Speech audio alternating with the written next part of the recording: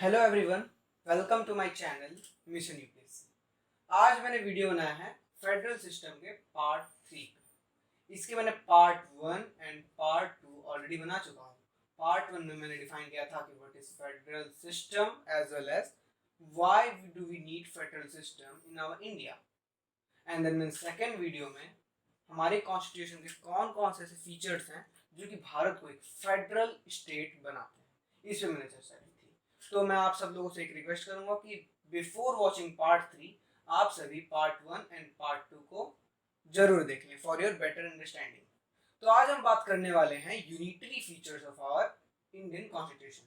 तो सबसे पहले बात करूंगा फेडरल सिस्टम के बारे में। तो फेडरल सिस्टम में जैसा कि हमने देखा था कि एक सेंटर होता है और स्टेट गवर्नमेंट्स होते हैं, तो ये दोनों आपस में पावर शेयरिंग करते हैं और गवर्नमेंट चलाते हैं। बट यूनिटरी सिस्टम जस्ट इसके अपोजिट होता है। जैसे कि एक कंट्री है, suppose this circle is a country and there is only a centre authority which is governing the whole nation. यानी कि एक ही जगह एक गवर्नमेंट है जो कि पूरे के पूरे देश को चला रही है। That's known as unitary system of government. तो अब हम ये देखते हैं कि हमारा जो भारत का जो हमारे कॉन्स्टिट्यूशन में ऐसे कौन कौन से फीचर्स हैं जो कि हमारे कॉन्स्टिट्यूशन को और हमारे देश को एक यूनिटरी नेशन बनाते हैं। तो सबसे पहला पॉइंट है स्ट्रॉन्ग सेंटर। तो स्ट्रॉन्ग सेंटर का मतलब है हमारा यूनियन एंड स्टेट लिस्ट का। जैसे कि मैंने आप लोगों को पहले बता चुका हूँ, यूनियन लिस्ट में 97 सब्जेक्ट्स हैं, जबकि स्टेट लिस्ट में सिर्फ और सिर्फ 66 सब्जेक्ट्स हैं। तो यहाँ पर हम जैसा कि क्लियरली देख सकते हैं कि जो मोर सब्जेक्ट्स यानी सबसे ज्यादा सब्जेक्ट्स यूनियन के लिस्ट में in compare to state list. जबकि हम अदर फेडरल कंट्रीज को देखें, कनाडा देखें, यूएस देखें, ऑस्ट्रेलिया देखें, तो वहां पर स्टेट कहीं ना कहीं यूनियन के बराबर है। और दूसरी बात देखते हैं इंपॉर्टेंट, जैसे जो इंपॉर्टेंट टास्क है, जैसे कि होता है कि इंपॉर्टेंट काम सारा का सारा सेंटर के पास है। मेजर जो डिसीजन मेकिंग है वो सारा सेंटर करेगा। जो फॉरेन के साथ रिलेशन मेंटेन करना है, फॉरेन कंट्रीज के साथ, वो रिलेशन सेंटर मेंटेन करेगा। और जो स्टेट के पास है बहुत ही कम और कुछ स्पेसिफिक सब्जेक्ट्स ही रह गए हैं। अब तीसरा पॉइंट आता है कंकरेंट लिस्ट का। जैसे कि मैंने बताया था, कंकरेंट लिस्ट एक ऐसा लिस्ट होता है जिसपे union as well as centre दोनों उस पर लॉ मेकिंग कर सकते हैं। बट इन केस कि दोनों यूनियन और स्टेट ने दोनों ने सेम सब्जेक्ट पे लॉ बना दिया, तो वहां पर यूनियन ने जो लॉ बनाया है वो एप्लीकेबल होगा, वाइल जो स्टेट का लॉ है, जो स्टेट ने लॉ बनाया है, वो एप्लीकेबल नहीं होगा। और fourth and most important point आता है रेसिड्यूअरी पावर ऑफ द सेंटर। तो अगर मान लीजिए जो सब्जेक्ट्स डिफाइन किए गए हैं, union list, state list and then concurrent list, अगर इसके अलावा कोई एक नया सब्जेक्ट आ जाता है जो कि मान लें कि वो स्टेट की इंपॉर्टेंस का है, कि उसको स्टेट को देखना चाहिए, लेकिन according to our Indian constitution वो जो नया सब्जेक्ट आया है उस पर केवल और केवल यूनियन गवर्नमेंट लॉ बना सकता है, जब तक कि वो वेल डिफाइंड ना हो जाए कि वो एक स्टेट लिस्ट का सब्जेक्ट है। यानी कि कोई भी नया आया, कोई भी नया सब्जेक्ट लॉन्च हुआ हमारे इंडिया में, तो उसमें लॉ कौन बनाएगा? सेंटर बनाएगी।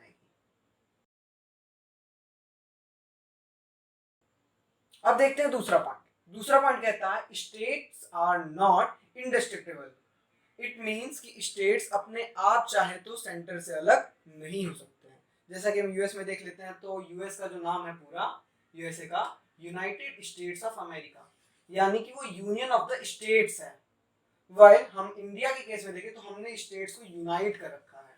हम यूनियन नहीं है, हमने यूनाइट किया, सबको पकड़ के होल्डिंग टुगेदर है हमारे यहाँ। हमारे यहाँ होल्डिंग, चलिए एक कॉन्सेप्ट अच्छा सा आ गया, होल्डिंग टुगेदर।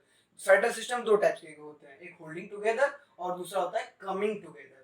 तो यूएस का जो फेडरलिज्म है एक कमिंग टुगेदर का एग्जांपल है, यानी कि वहां पे जितने भी सारे स्टेट्स हैं वो सारे मिलकर एक साथ आए और उन्होंने कंट्री बना दी, जो कि बना यूएसए। पर हमारे इंडिया में हमने सबको एक अग्रीमेंट्स के हिसाब से जोड़ दिया और सबको एक साथ मिला के एक नेशन बना दिया। पर यहाँ पर कोई भी जैसे कि गुजरात चाहे भारत से अलग होना चाहे तो नहीं हो सकता। क्यों? क्योंकि हमारा भारत एक अखंड भारत है, हम अलग नहीं होने देंगे। तो ये कहीं ना कहीं शो करता है कि हमारे यहाँ जो यूनिटरी है यानी यूनियन गवर्नमेंट है वो ज्यादा पावरफुल है। और साथ साथ हम देख सकते हैं कि हम राज्यसभा में कुछ स्पेशल मेजोरिटी के साथ साथ स्टेट्स के अगर हम वहाँ पर भी अगर स्टेट के असेंबलीज में अगर हमें हाफ ऑफ द स्टेट्स के समर्थन मिल जाते हैं तो स्टेट्स के अदर जो स्टेट्स हैं उनके बाउंड्रीज और साथ उनके नाम भी बदले जा सकते हैं। जैसा कि नए नए राज्य बनाए गए, तेलंगाना बनाया गया, उत्तराखंड बनाया गया।